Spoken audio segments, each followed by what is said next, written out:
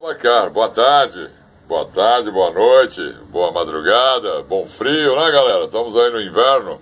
Aqui é uma C10. Nós fizemos ele acender branco, ele é fundo preto, é velocímetro eletrônico, né? A C10 ganhou agora a parte moderna, vai ser eletrônico. E ele ganhou também de presente um contagiro, que nós colocamos um contagiro onde não tinha nada. Então ele tem lá o marcador de temperatura e o de combustível, certo? E ganhou um contagiro em cima. Então nós fizemos esse painel aí, ficou muito legal, é C10.